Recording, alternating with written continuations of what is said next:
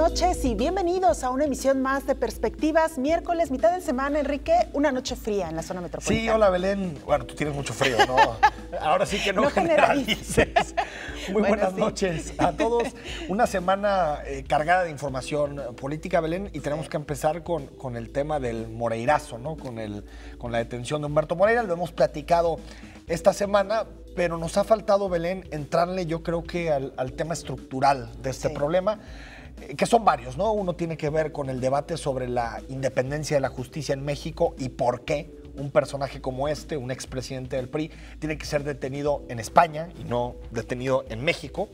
Y segundo, Belén, yo creo que la disfuncionalidad de nuestro sistema federal, que permite que los gobernadores en sus estados, en casi cualquiera, sean caciques que omiten o prácticamente eluden el proceso de rendición de cuentas, ¿no? Totalmente. Fíjate que a propósito de este tema, el Instituto Mexicano para la Competitividad, mejor conocido como IMCO, realizó una investigación, un conteo, digamos, si se puede mencionar así, de cuántos gobernadores entre el año 2000 al 2013 habían sido señalados por actos de corrupción, y resulta que en este lapso 41 gobernadores, a veces pensamos que solamente existe el caso Moreira, que es el más fresco, no, 41 gobernadores fueron acusados de corrupción, solo 16 fueron investigados y apenas 4 castigados, Enrique, que me parece que ahí está el punto, el tema de la impunidad para los gobernadores. Sí, yo creo que esa es la parte fundamental y tiene que ver, la impunidad está vinculada, Belén, directamente a la capacidad que tienen los gobernadores para cooptar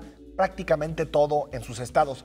No quiero generalizar porque la cooptación no es igual en estados, por ejemplo, como Nuevo León o Jalisco, con cierto nivel de desarrollo económico, con cierta prensa libre, con una sociedad civil mucho más movilizada, que otros estados que por sus condiciones económicas, sociales o de otra índole, de pronto las condiciones para los gobernadores son distintas, ¿no? Y pueden cooptar con mucha mayor facilidad. Pero en realidad lo que sucede en los estados es que el gobernador es capaz, por ejemplo, de pasarse al Congreso por encima y ni siquiera debatir cuestiones estructurales. Hay que recordar que una de las cosas por las que se le acusa a Humberto Moreira es precisamente la falsificación de un documento para poder endeudar al estado de Coahuila con poco más de 35,000 millones de pesos. Un documento que en realidad es de suma importancia, es la falsificación del diario oficial del Estado. Sí, no estamos hablando de una circular o de un boletín, estamos hablando de un documento muy importante. ¿Y por qué se puede dar esto? Por esa relación perversa que existe muchas veces entre los congresos de los estados y los gobernadores. Y vámonos al otro poder, al poder judicial. También ahí los gobernadores ejercen un poder sobre los jueces, un poder sobre los magistrados, que hace que eludan cualquier tipo de investigación, cualquier tipo de juicio que los podría meter en problemas. Entonces, ¿de dónde viene la rendición de cuentas en estados donde prácticamente la división de poderes no existe, ¿no? Claro, y esto lo podemos ver de una manera mucho más clara haciendo el comparativo con otros países. IMCO lo hizo y señaló, por ejemplo, que en Estados Unidos, en este mismo lapso de entre el 2000 al 2013, hubo 99 gobernadores acusados y todos ellos fueron detenidos. Así de ese nivel está la impartición de justicia en Estados Unidos, que es un país que puede tener muchísimas cosas por señalarle, pero en el caso de la justicia me parece que es uno de los países con mayores avances, ¿no? No, y aparte digo, está clarísimo que en Estados Unidos hay una independencia casi total del poder judicial, de los jueces con relación al poder político. Claro. Aquí lo que está en entredicho es precisamente eso. ¿Cuántas veces hemos hablado que el gobernador en turno o el secretario general de gobierno coloca a dedo prácticamente con señalamiento, coloca a magistrados? ¿Cuántas veces hemos platicado de que incluso, por ejemplo, en los congresos estatales se venden posiciones dentro del Poder Judicial, que a mí me parece gravísimo? Pero sí, Belén, creo que tendremos que hacer un poquito de recorrido histórico para entender por qué sucedió esto. Claro. Y es que en México se entendió la transición a la democracia también como una forma de empoderamiento de los gobernadores y de los poderes locales, porque lo que sucedió durante décadas es que el mediador y quien tomaba las decisiones en este país en materia política siempre era el presidente de la República. Totalmente. ¿Y qué se hizo? Se descentralizaron recursos económicos. Hay que recordar que en 1991 los estados solamente gastaban el 9% del total del presupuesto nacional. Hoy gastan poco más del 40%, es decir, en prácticamente 25 años hay un cambio total en la forma en que los gobiernos estatales gastan. Y en el mismo sentido empezaron a recibir otras atribuciones: educación, algunos impuestos, algunas gestiones en materia de salud, es decir, programas sociales también, que vamos a hablar del tema de pobreza en el siguiente bloque. Es decir, los gobernadores se empoderaron tanto, pero nunca nos aseguramos, ni los ciudadanos ni las autoridades, de que hubiera las instituciones sólidas como para evitar que existieran atracos a los recursos públicos y también cooptación de los otros poderes. Y además un adecuado sistema de rendición de cuentas, que este es un tema relativamente reciente en nuestra democracia, la transparencia y evidentemente, pues eso, la rendición de cuentas por parte de las autoridades. Ahora, en el caso de Moreira, Belén, creo que otra vez vemos este tema que muy bien lo ejemplificó en alguna ocasión en un artículo en Nexos la politóloga María Amparo Casar, en donde decía: el gran problema de la impunidad en México tiene que ver con lo que ella dice que es el tapaos los unos a los otros. Así decía, digamos, con una frase muy bíblica. Sí. Pero el tapaos los unos a los otros significa, si tú ves que hay un político de tu partido que está en peligro, en lugar de denunciarlo y en lugar de condenarlo claramente, las primeras reacciones de la clase política ha sido: esperemos a que empiece el juicio, Moreira puede ser que sea inocente, no violemos el principio, digamos, de presunción de inocencia. A lo que me refiero es que creo que gran parte del hartazgo de la ciudadanía es que cuando hay un político en problemas, en realidad llega toda la clase política a arroparlo y a decirle: vamos dándole el beneficio de la duda, vamos dándole una oportunidad para que se defienda.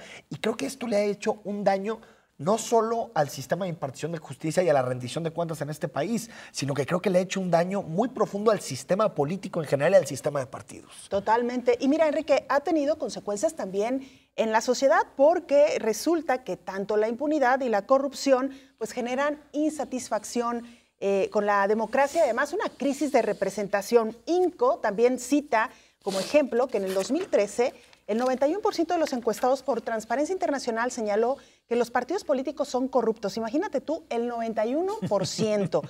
Mientras que el 90% consideraba que la policía es corrupta y el 87% que los funcionarios públicos. O sea, los más corruptos están los partidos políticos. En los partidos políticos y luego la policía y luego los funcionarios públicos. Pero imagínate, es que los niveles me parece realmente escandalosos. Sí, son niveles altísimos de desconfianza y eso se traduce, Belén, en lo que hemos hablado de esta fuerza que han tomado los candidatos independientes y que han tomado los partidos que no se les asocian al viejo régimen, entre ellos, por ejemplo, Morena, Movimiento Ciudadano, que son partidos relativamente nuevos, ¿sí? O con cara distinta que les hace de alguna forma tener o ser más creíble, ¿no? en un cierto mensaje de cambio. Ahora, ¿qué sucede? Y esto es algo que nos tenemos que preguntar, ¿por qué pasa en España y aquí no?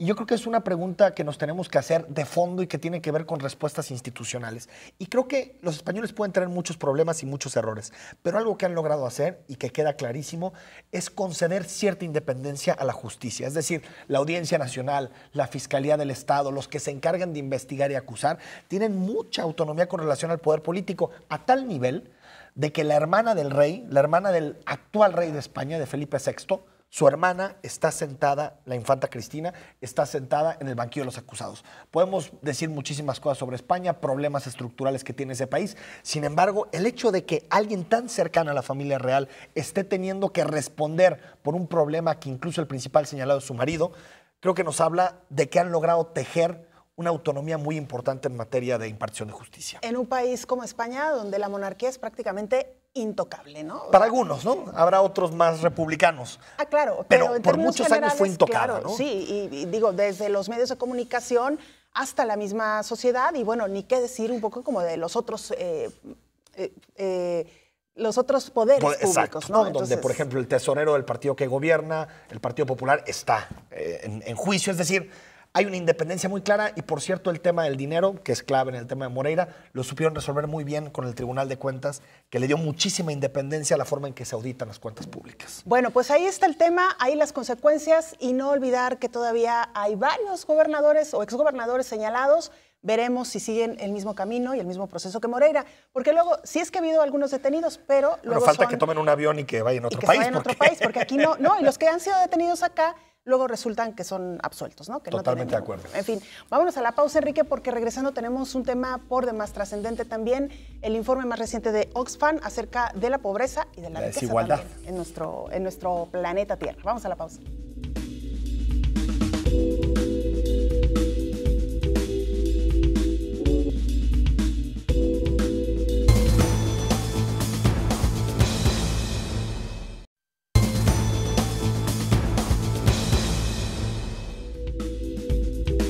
Estamos de regreso en Perspectivas. Muchas gracias por seguir esta noche de miércoles con nosotros. Y un tema fundamental, Belén, es la desigualdad, ¿no?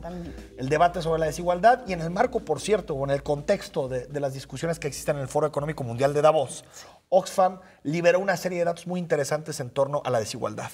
Y para platicar sobre este tema nos acompaña hoy aquí en el estudio Enrique Valencia. Él es profesor investigador de la Universidad de Guadalajara y doctor en Economía por la Universidad de París. Enrique, ¿cómo estás? Buenas noches, muchas gracias por invitarme. Gracias por acompañarnos esta noche, todo Enrique. gusto. Este dato, bueno, por lo menos a mí me parece escandaloso, Enrique, no sé qué opinas. El 1% de los más ricos del mundo tienen la misma riqueza que el 99% del resto de la humanidad. ¿Cómo llegamos a esto? Pues efectivamente es un dato impresionante que adelanta lo que Oxfam había previsto. Oxfam pensaba, a partir de su informe de hace un año, pensaba que esto sucedería en el próximo año y se adelantó. Entonces, ahí tenemos esta situación. ¿Por qué esta polarización creciente? Yo creo que es el resultado de cambios económicos globales que vienen ya de larga data, fundamentalmente desde los años 70, 80. Entonces hay un cambio en los modelos económicos globales, de tal manera que sucede esta polarización expresada en estos datos que nos proporciona Oxfam. Y creo que es una situación, aparte de que podemos llamar escandalosa, que nos llama la atención de una manera muy fuerte, además son datos que nos hablan de dificultades para la economía. Que la desigualdad no es solamente un problema, puede ser de escándalo, de una situación que podíamos cuestionar y de injusta, claro que sí. Pero además de eso, es un obstáculo para un desarrollo económico más dinámico, que reparta más, digamos, los beneficios del crecimiento, ¿no? Doctor, si le parece, vamos a ir revisando algunos de los aspectos o de los puntos claves que publica Oxfam en este informe. Por ejemplo, dice que en 2015, lo vamos a ver ahora en pantalla, solo 62 personas poseían la misma riqueza que la mitad más pobre de la humanidad. No hace mucho, esto es, en 2010, eran apenas 338 personas, es decir, que casi se duplicó el número de personas que incrementaron su riqueza a estos niveles. 62 personas. 62 personas. 62 sí. personas. Es impresionante. Y Ahora, además el brinco, ¿no? De 300 y tantas personas a 62 según el informe de Oxfam, ¿no? Ahora, esto es, digamos, decías, una tendencia desde los 70s, 80s. ¿Es lo que solemos llamar el neoliberalismo? Es decir, esta tendencia neoliberal. Es esta tendencia de liberalización de los mercados en muchos sentidos, sin regulaciones, sin controles, en donde, por ejemplo, la desregulación en el campo financiero ha sido muy importante y lo destaca el informe de Oxfam y otros analistas lo han destacado, destacados analistas internacionales como Krugman, como Stiglitz, como el informe de Piketty, el doctor Boyer, que nos acaba de visitar en la universidad hace muy poco tiempo, destacan este punto, ¿no? Por ejemplo, en el informe de Oxfam se habla de la importancia de la inversión en los paraísos fiscales, ¿no? Claro. Entonces, buena parte de la riqueza de individuos o de empresas se va a islas, a lugares que son paraísos fiscales donde no se cobra prácticamente impuestos y entonces, bueno, pues esto genera esta posibilidad de polarización y además los estados dejan de tener recursos. Sí, para gastar en programas sociales, educación. Exactamente. Ahora, en ese sentido, doctor, hay otro dato que es muy interesante, que es el crecimiento en los últimos 5 años de la riqueza de estos 62 multimillonarios. Y es interesante porque digamos, sus riquezas han crecido en un promedio de 44%, un total de 44%, que es en torno a 8% anual. Y me recordó esta tesis de Piketty de cómo se avanza hacia un capitalismo de herencias, ¿no? Que parece que no es un capitalismo dinámico, un capitalismo productivo, sino más bien un capitalismo de herencias en donde se reproducen las herencias de los millonarios y en realidad no existe ningún tipo de distribución, ni tampoco de innovación. Exacto. ¿Y qué pasa con digamos, la riqueza de los otros? Se aumenta mínimamente, ¿no? Entonces, ese es el problema, ¿no? Cuando se discuten estas cosas, por ejemplo, hay economistas, digamos, que están más por esta línea, que están a favor de estas situaciones, que dicen que es normal de alguna manera en la economía que suceda este tipo de cosas, Lo que ellos plantean a fin de cuentas, vamos bien, ¿no? No hay grandes problemas en este sentido. Lo que están haciendo es innovando, lo que están haciendo es generando productividad. No tengamos envidia con ellos. Claro, es un mérito, ¿no? Es un mérito, o sea, no seamos envidiosos. ¿Por qué criticamos que tienen tantos recursos? Es que el problema no va por ahí. El problema es que con esta situación no crece el resto de la economía. Hay límites muy severos, ¿no? Y que no crezca el 99% de una manera importante, bueno, ahora si nos vamos el 50% para abajo es el que crece todavía menos, ¿no? Y si nos vamos por regiones, etcétera. Ahora, doctor, ¿cómo se enfrenta este problema? ¿Es un problema de impuestos? ¿Es un problema del gasto público? ¿De la forma en que se gasta ese dinero? ¿Es un problema de paraísos fiscales? ¿Cómo resolver o cómo enfrentar el problema de la desigualdad tan grande como este? Es un problema múltiple y que merece, digamos, múltiples también soluciones. No solamente uno, nos podemos ir por la parte fiscal, nos podemos ir por la parte de transparencia, nos podemos ir por la parte salarial, podemos ir por varios, ¿no? Yo quisiera retomar algunos. Por ejemplo, lo destaca el informe de Oxfam, que vale la pena, yo los invito a revisarlo. A revisarlo. Sería estupendo que lo pudieran leer y discutir con la gente de Oxfam. Por ejemplo, en la cuestión de transparencia, a mí me parece que ahí hay un punto fundamental, que un elemento clave es conocer a fondo el problema. Voy a poner el caso de México. Cuando vino Piketty dijo, en mi libro sacamos varias cosas, procesos de varios países, de México no. De México no. ¿Por qué? Porque no hay información. Y son información fiscal lo que él necesita. Y él necesita información fiscal, no necesita decir Carlos Slim pagó tantos impuestos, no, un número. Un número, Enrique Tucen, un número en lugar de Enrique Tucen, cuánto pagaste de impuestos, etcétera. Y a partir de esa información se puede analizar qué está pasando con la desigualdad.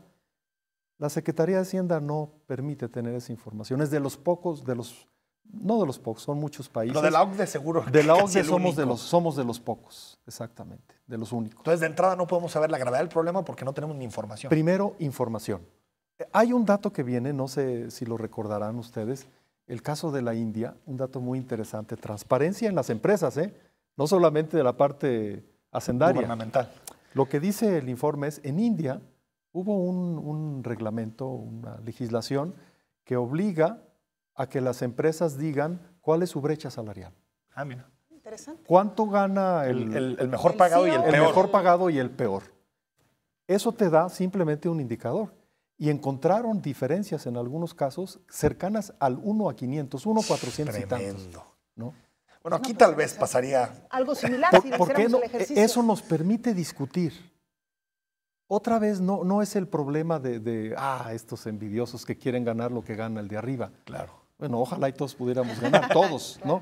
Bueno, pero el asunto es que luego podemos analizar cómo los salarios de estos se incrementan de una forma impresionante. Y los salarios de los demás crecen de una forma decrecen. Decrecen. Y precisamente sobre ese punto, doctor, no solamente Oxfam señala que los ricos cada vez son más ricos, sino que los pobres cada vez están siendo más pobres. Vamos a ver, por ejemplo, dos puntos que tienen que ver con esto. La riqueza en manos de la mitad más pobre de la población mundial solo ha recibido el 1% de incremento total de la riqueza, mientras que el 50% de esa nueva riqueza ha ido a parar a los bolsillos del 1% más ricos. Es decir, que lo que dejaron de ganar los más pobres se fue a la parte de los más ricos. Pero hay todavía un dato adicional. Los ingresos anuales del 10% más pobre de la población mundial, en quienes se concentran la pobreza, el hambre y la exclusión, han aumentado menos de $3 al año en casi un cuarto de siglo. Es decir, sus ingresos diarios han aumentado menos de 1 centavo al año. Volvemos al punto, los ricos más ricos, los pobres más pobres cada vez. 1 centavo al año es tremendo. Es tremendo. La información nos permite ver el problema, entonces necesitamos transparencia y modificar a partir de ahí políticas, ¿no? Por ejemplo, la política fiscal. O sea, tenemos que tener, en términos internacionales, acuerdos de transparencia fiscales entre los países, ¿no? Y también acuerdos para gravar fiscalmente y acabar con los paraísos fiscales. Hablando en México, doctor, sobre el tema particularmente de impuestos, habría que repensar, por ejemplo, una tasa más progresiva de impuestos sobre la renta, habría que pensar en alternativas en el IVA, en el gasto social. Yo planteaba como pregunta hoy en el radio precisamente ese tema y la gente me decía, mientras el gobierno no gaste mejor, nosotros no pensamos pagar un peso más de impuestos. Es decir, el problema en el caso de México, doctor, está en los impuestos o en el gasto del gobierno. ¿Dónde vemos en realidad el problema? Los dos. A mí me ha pasado lo mismo que a ti, la experiencia que tuviste hoy.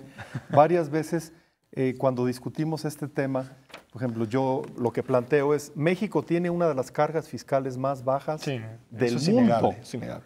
Entonces, y la reacción de mucha gente cercanos o estudiantes, alumnos o en foros es, bueno, tú lo que estás proponiendo es que nos cobren más impuestos cuando pagamos mucho. Entonces, efectivamente, microempresas, medianas empresas, trabajadores como nosotros que cada quincena recibimos y nos quitan directamente. Nos quitan. ¿Sí? Todos estos pagamos una gran cantidad. Entonces, la carga fiscal está ahí en unos pocos. Pero, por ejemplo, las grandes empresas. ¿Qué es lo que pasa con las grandes empresas en México? Es lo que dice el informe de Oxfam. Tienen grandes equipos de abogados que lo que hacen es buscar las maneras, buscar la coma de la legislación fiscal para pagar menos. Es la elusión fiscal. Claro. Entonces, eso es muy importante. Necesitamos información de cuánto están pagando las grandes empresas. Entonces, en nuestro país lo que se necesita es que impuestos lo paguen las grandes empresas. Yo, por ejemplo, comentaba el otro día, he visto cómo los organismos empresariales militantemente combaten para que se les cobren impuestos a los trabajadores informales y a los, digamos, ambulantes, a los dueños de changarros, etcétera, ¿no? Dicen que si se les cobra a ellos, no va a cambiar radicalmente la situación. Aumenta un poco, quizás un punto del PIB. Mira, bajísimo. En cambio, si se cobra fuerte digamos, a quien tiene que pagar, a los que están con todos esos equipos y no pagan, ahí cambia la situación. A mí me gustaría que los empresarios militantemente dijeran, no queremos ventajas para los grandes, porque es competencia desleal para el mediano y para el pequeño. Claro. O sea, el grande tiene 10, 20, 30, 40, 50 abogados que buscan todo lo posible para no pagar impuestos. Y el pequeño empresario tiene que pagar. Claro. No tiene los abogados. Ahí están compitiendo de una manera totalmente desleal y generando esta polarización. Y precisamente en estas citas que se hacen sobre el estudio de Oxfam citan a Warren Buffett, que en alguna ocasión decía que en la práctica él paga menos impuestos que ninguna otra persona de su oficina, incluyendo las personas de limpieza y su propia secretaria. Es tremendo, sí. Pero hay un dato más. Un empresario lo dijo. Claro, es lo interesante. Claro. Sí. Y en este sentido, doctor, también hay otro rubro que ha preocupado fundamentalmente, el tema de las mujeres, la brecha entre hombres y mujeres. Es creciente la desigualdad en cuanto a los ingresos. ¿Por qué siguen siendo las mujeres uno de los grupos más perjudicados? Son cuestiones de tipo cultural y son, digamos, nuestros enfoques de género dependiendo de los países, ¿no? Hay países donde la brecha salarial es, si el hombre gana 100, la mujer gana 85, 90. Esos son los más, digamos, los más avanzados. Pero en situaciones como la nuestra o en otros países, la diferencia puede llegar hasta 50, de 100 a 50. Entonces, efectivamente, los salarios del 50 para abajo por ciento están creciendo de una manera, y los ingresos muy pequeños, de una manera muy pequeña, y la mujer tiene que hacer un doble esfuerzo para, digamos, romper la brecha y acercarse a lo que ganan sus colegas varones, ¿no? Entonces, ahí sí hay un problema también que tenemos que resolver. Es la naturalización de la desigualdad y la naturalización de las diferencias de género. Es normal. Es más o menos lo que se dice. El hombre tiene que ganar más. Pues sí, exactamente. Entonces, ahora, doctor, antes de irnos, que nos quedan nada más 30 segundos, ¿qué tan importante es la educación pública y la salud pública para combatir un problema como la desigualdad? Fundamentales. Yo digo telegráficamente, de las cosas que en México necesitamos hacer, cambiar la política salarial. Fundamental. Ya se puede hacer, además, porque hubo un cambio legal que nos permite. Sí. Entonces, segundo, transparencia fiscal, una fiscalidad más progresiva, especialmente con las grandes empresas y con los que ganan más también. y bueno, y algunos otros elementos, pero quisiera subrayar fundamentalmente estos aspectos. Perdón, y lo que decías, por ejemplo, salud pública, esencial, y educación pública gratuita. Me parece que un Estado social que cubra lo más posible y lo más universalmente posible, un piso, es fundamental para combatir la desigualdad, y lo podemos hacer.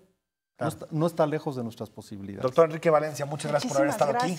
Al contrario, y veremos si hay eco de este llamado que hace Oxfam precisamente a los líderes mundiales que se reúnen en Davos para que paguen salarios más dignos, fomenten la igualdad. Yo le veo poco optimismo a eso. El ejercicio fiscal. No, totalmente, pero bueno, ahí es la conclusión del llamado de Oxfam. Y por eso lo hace precisamente ahorita. Sí. Soy más optimista en llamar a que lean el estudio y que lo lean. Por cierto, Muchísimas gracias, doctor. Al corte y regresamos para platicar de educación pública. Estamos en Perspectivas.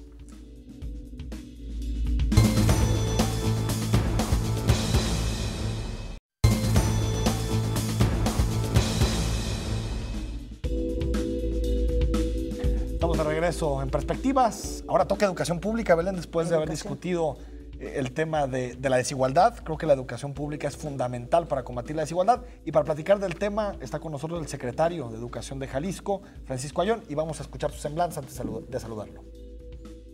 Francisco Ayón López nació en Guadalajara en 1970, hijo del escritor e historiador Francisco Ayón Chester. Siempre estuvo cercano a los medios desde su niñez, cuando comenzó a pasar sus tardes en el Occidental acompañando a su padre. Creció con la actual generación de políticos priistas y desde la secundaria fincó una amistad con el actual gobernador de Jalisco, Aristóteles Sandoval. Estudió la licenciatura de Educación Primaria por la Escuela Normal de Jalisco. Cuenta con la maestría en Ciencias de la Educación en el Instituto Superior de Investigación y Docencia para el Magisterio.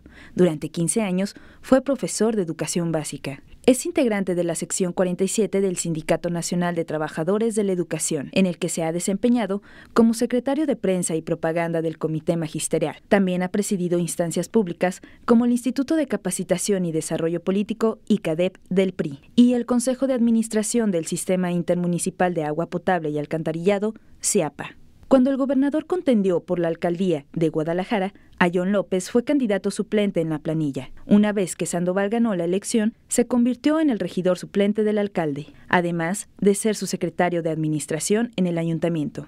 Para contender por la gubernatura de Jalisco, Aristóteles Sandoval tuvo que pedir licencia al Cabildo de Guadalajara, quienes eligieron a Francisco Ayón como alcalde interino. Actualmente es secretario de Educación Pública en Jalisco. Sobre los retos y proyectos de esta dependencia, dialogaremos esta noche con Francisco Ayón López.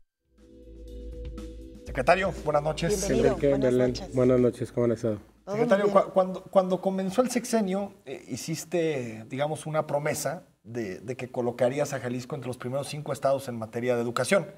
En ese momento yo pensé que era demasiado ambiciosa la propuesta y te lo hice incluso saber. ¿Cómo vamos en ese tema? Y exactamente, Paco, ¿cómo vamos a saber que estamos exactamente en esas 5 posiciones? A ver, lo que nosotros tendremos que revisar y medir es entender que estamos dentro de un proceso de reforma educativa. Dentro de ese proceso de reforma han cambiado un poco las situaciones de medición. Le pondré ejemplos.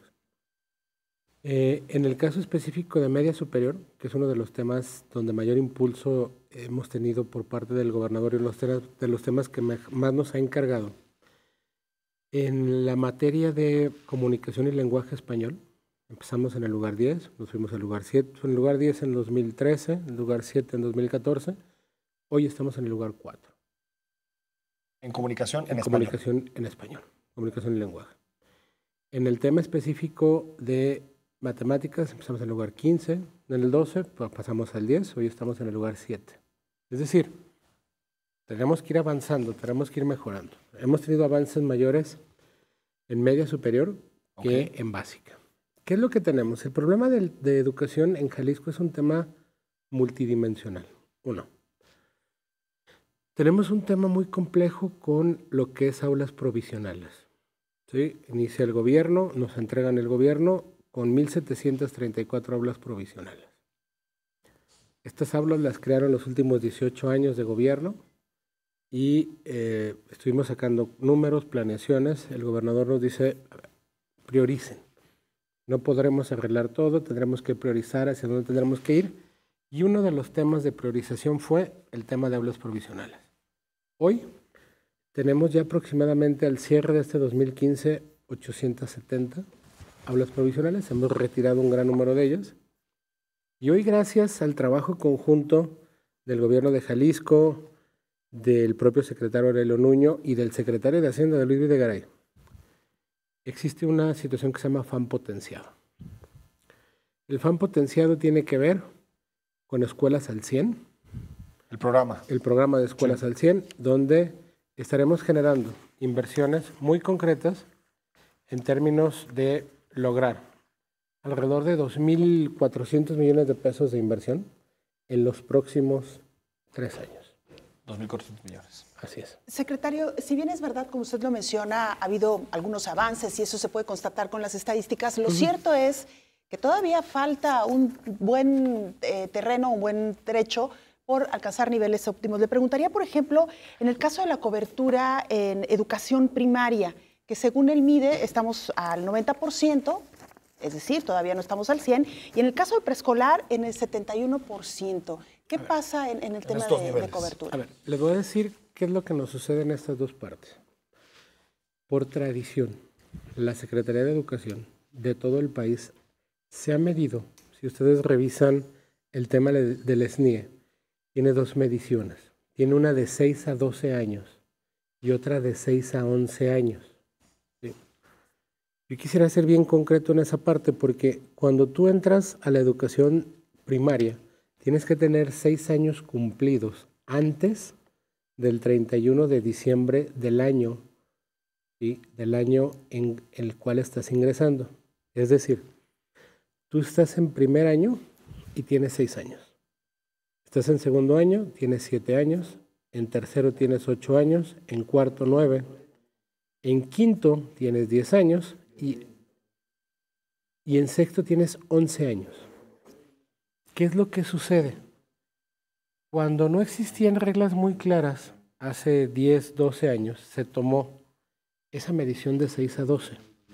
Si ustedes generan, y nosotros así lo estaremos haciendo porque estaremos trabajando en esas partes, tendremos que generar mediciones muy específicas de 6 a 11 años, porque son los años que los niños están en educación primaria.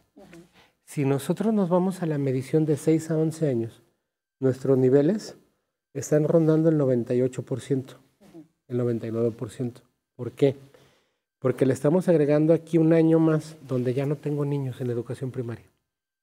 Si tu niño entra hoy y tiene 6 años cumplidos como lo obliga la ley, él saldrá teniendo 11 años. Claro. Ese es el tema de cobertura, es Ahora, un tema de medición.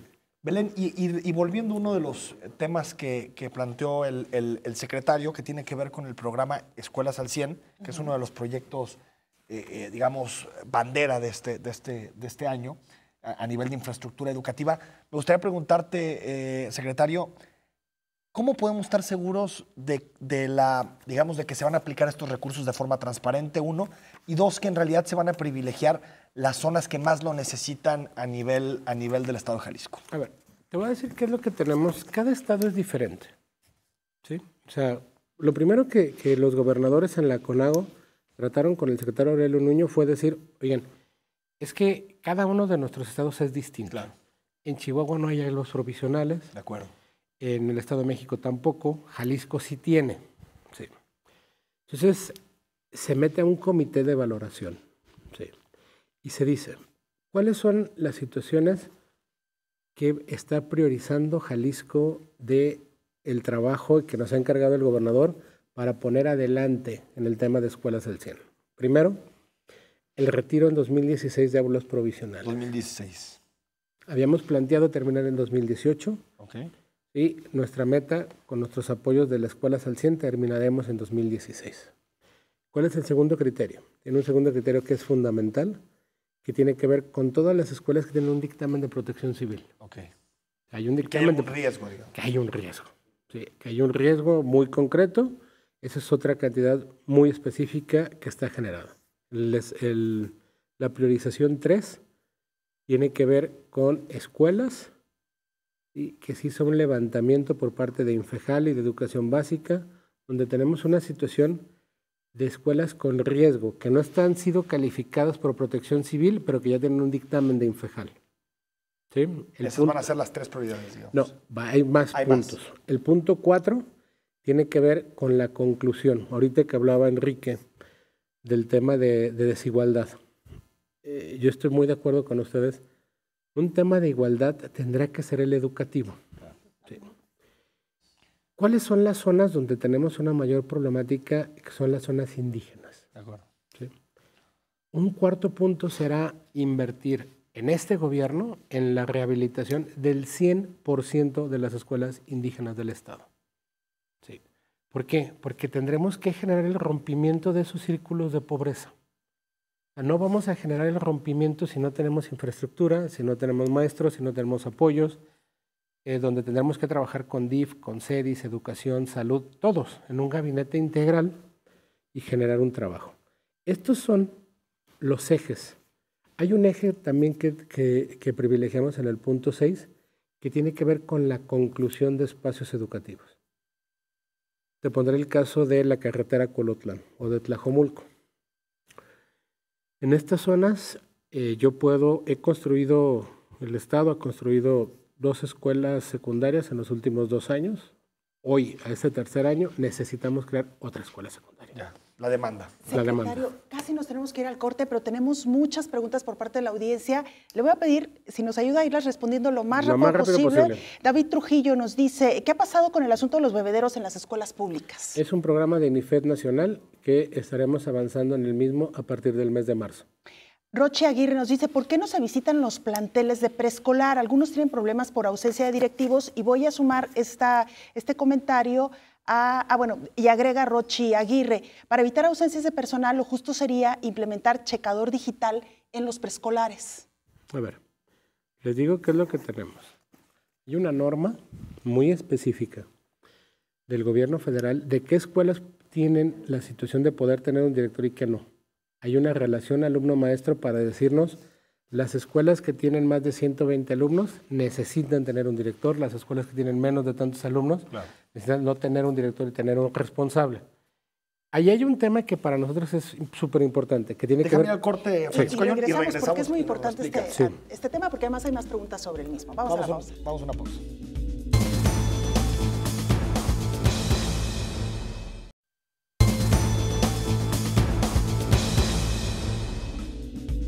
Antes de irnos a la pausa, le preguntábamos al secretario de Educación en torno a la carencia o ausencias de directores en el sistema preescolar, particularmente es donde nos han estado enviando este señalamiento. A el comentario de Roche Aguirre se suma Diego Cano, nos dice, en el preescolar de mi sobrina, la directora es su maestra desde el inicio de curso. ¿Por qué esta falta de directivos? Y nos dice que se trata del plantel Emiliano Zapata en el municipio del Salto. Secretario, ¿por qué hay ausencia de directivos en ciertas áreas educativas? Hay 2 temas que son fundamentales. Una, organización real del tema educativo después de 20 años de no tenerlo. ¿Sí? Te voy a poner ejemplos bien concretos. Tengo 231 directores que cobran como directores, que trabajan como directores en escuelas que no tienen el RAM necesario para ser directivos. Es decir, hace 15 años entraron a una escuela primaria que tenía 200 alumnos. Hoy esa escuela tiene 8. Y él sigue en esa escuela. Entonces, ¿qué es lo que me genera el que yo tenga 230 escuelas que deberían de tener director que no lo tienen? Porque yo no puedo crear más direcciones. El tema de la nómina educativa es un tema donde los mexicanos gastamos mucho dinero. Entonces lo que tendremos que hacer es, a partir de este mes de febrero, iniciar los procesos de reubicación. Te voy a poner un ejemplo rapidísimo porque sé que mucha gente le va a interesar el tema.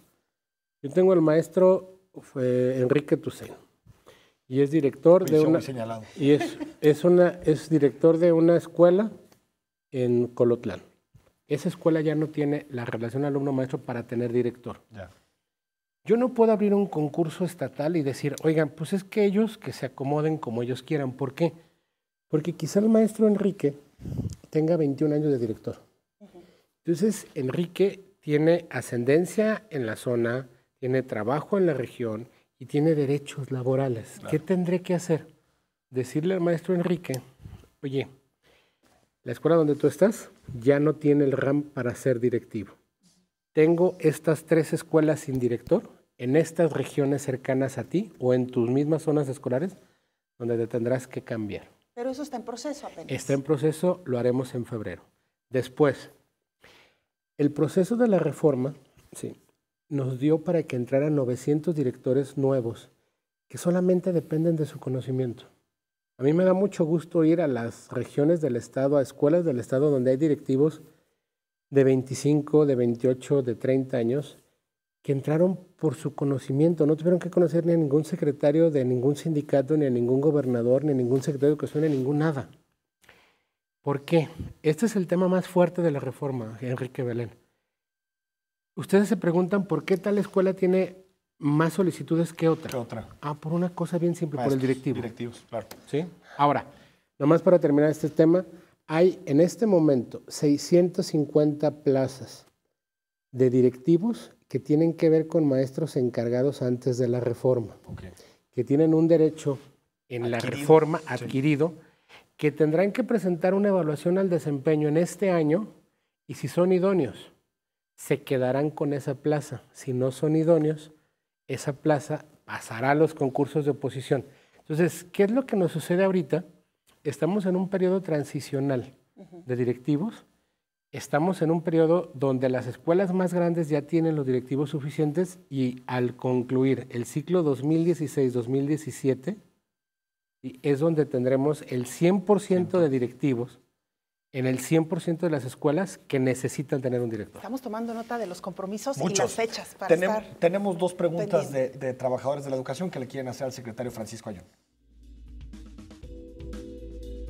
¿Cuándo se van a cubrir esas plazas que están vacías?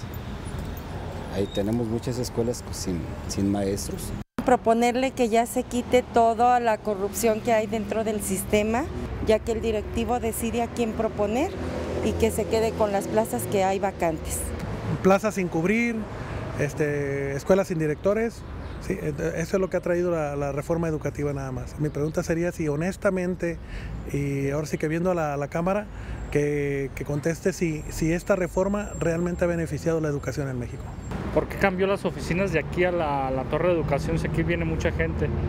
Y aquí ya no tenemos oficinas, ya no tenemos contacto con el secretario.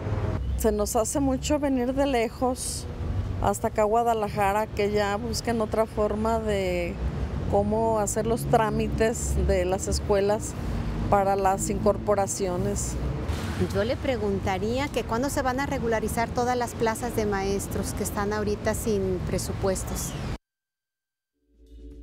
Desearíamos ver una Secretaría de Educación más eficiente en términos de la articulación entre las diferentes áreas que la integran. ¿Y dónde está el proyecto común? ¿Dónde está la visión única? Eso pediría, pues, porque eso afecta a las escuelas. ¿Por qué no arreglan la escuela? Y está toda tumbada en el plano. ¿Qué le hace falta? Pues las paredes pintarlas, el patio arreglarlas. Y pues es lo único, y los baños que les pongan agua.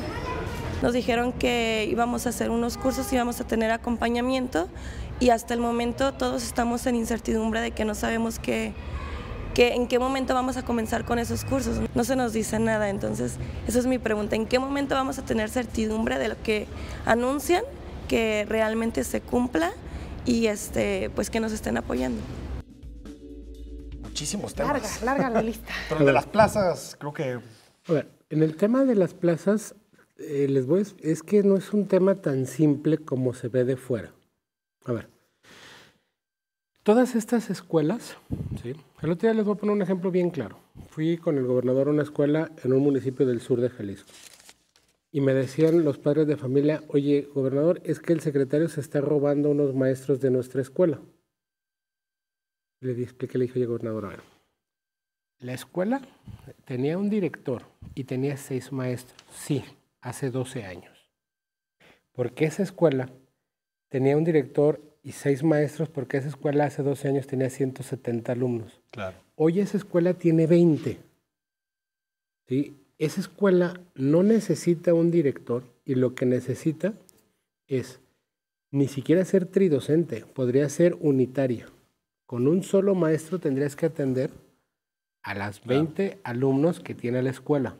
Si me preguntas si las plazas que se movieron de ese plantel, que esos maestros lograron subir a directores, ¿las voy a volver a mandar ahí? No, no las voy a volver a mandar. ¿Por qué? Porque tengo grupos en Tlajomulco, tengo grupos en Colotlán con 40 niños que no tienen maestro. Entonces, el tema de la reingeniería de planeación de los maestros es un tema muy complejo. La escuela donde yo estudié de niño es una escuela urbana, Jardines Alcalde. Yo tenía 46 compañeros, hoy esas escuelas tienen grupos de 27. Entonces, hay 20 alumnos que ya no están y que están en Tlajomulco y que están en El Salto y que están en tal lado. Entonces, para educar a esos 47, en lugar de necesitar a un maestro, ya necesito a 2. Es decir, hay una atomización del tema educativo. Tiene que ver con la dinámica poblacional. Que tiene que ver con la dinámica poblacional. Entonces, es un tema que no es un tema simple. 2. En las zonas metropolitanas, ahí me tocaban un tema de escuelas de tiempo completo. Y me decían, oye, es que escuelas de tiempo completo no ha crecido, no ha tenido esto, no ha tenido aquello. ¿No les ha llegado presupuesto, secretario? A ver, déjenme les explico por qué. Tiene que ver con 2 temas. Una, hay una situación entre la Auditoría Superior de la Federación y la SEP Nacional, donde la SEP durante todos los años nos dio presupuesto del primer día de clases al último, y el presupuesto era por ciclo escolar. Todos los secretarios de Educación caíamos en un gasto irregular, porque para la Auditoría Superior de la Federación el gasto tenía que ser por año fiscal. Okay. Entonces, todos traíamos un problema legal importantísimo, hasta que la Federación y la SEP Nacional decidieron y generaron que ya se iba a generar esa situación por año fiscal. Entonces, sí teníamos recursos para generar los primeros meses del ciclo escolar, y en este mes tendrá que llegar la parte que cumplimente de enero a junio de la segunda parte de la parte del año 2016. Otro compromiso que ya tomamos nota. Sí, 2. Sí. Empezamos con 99 escuelas cuando tomamos el gobierno, nosotros. Hoy tenemos 867. Nuestro crecimiento en escuelas de tiempo completo es impresionante. ¿Qué tenemos? Hoy les decía, porque me lo preguntaron en la mañana, oye, ¿van a seguir creciendo? No, porque las circunstancias económicas del país y del Estado ya no nos lo permiten. ¿Qué vamos a generar? Una consolidación. ¿Sí? En el tema específico de las escuelas de tiempo completo, les voy a poner un ejemplo. Aquí lo traigo. Tengo 867 escuelas. 230 de ellas funcionan con 8 horas al día, ¿sí? Y 637 con 6 horas al día. ¿Por qué? Cuando se crea el problema, todas esas escuelas donde hoy tenemos un conflicto tienen que ver principalmente con escuelas donde los maestros no tienen una plaza vespertina y nada más trabajan en la mañana y tenemos que completar con otras gentes.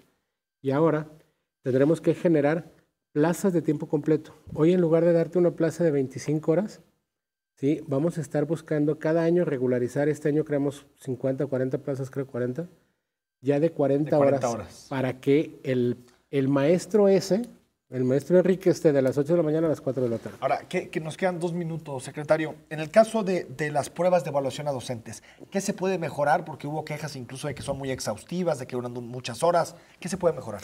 Vamos a mejorar. Estuve con el secretario, con Aurelio Nuño, con el secretario, le externamos todo lo que nos han comentado los maestros. Tenemos 3 quejas fundamentales. Una tiene que ver con la duración de los reactivos. Que son 8 horas, ¿no? De cada uno de los reactivos. Okay. Sí, la duración de cada uno de los reactivos, y que es muy cansado estar 4 horas en la mañana, 1 hora de comida y 4 horas en la tarde. Nosotros vamos a ir como Estado a plantear ya una situación de solución para el año entrante. 2, las sedes. Había gente que tenía que venir de Cihuatlán a Guadalajara a aplicar, o gente que venía de Colotlán a Guadalajara a aplicar. Estamos haciendo todo un estudio para aumentar de 15 sedes a 55. Okay. Esa es la otra parte. Y la tercera parte tiene que ver con el tema de los tópicos que se tocaron en específico en las pruebas de educación primaria, principalmente y preescolar. Platiqué con Margarita Zorrilla, con Tere Bracho, con Silvia Schmelkes el lunes pasado y generamos la duda. En específico, quedamos de ir este martes a trabajarlo. Pues revisarlo, claro. Secretario, le pidieron también capacitación para la evaluación, que no está llegando a todas las zonas, que no ha sido pareja. Así es. Esa la dejamos ahí como pendiente. Muchísimas gracias por habernos acompañado, Enrique. Yo les digo, el tema, si quieren, cualquier otro día que me inviten antes de que cumplan el año, me dicen y centramos la plática en un tema. Me parece. La verdad es que el tema de tiempo completo es muy complicado, el tema de evaluación es muy complicado, pero lo centramos en un tema y con todo el gusto del mundo agradecerles. Ahí está el compromiso. Muchas gracias, secretario. Gracias, Belén. Gracias, el viernes. Muy buenas noches. El viernes Guadalupe Borfín nos acompaña, no se lo pierda. Gracias.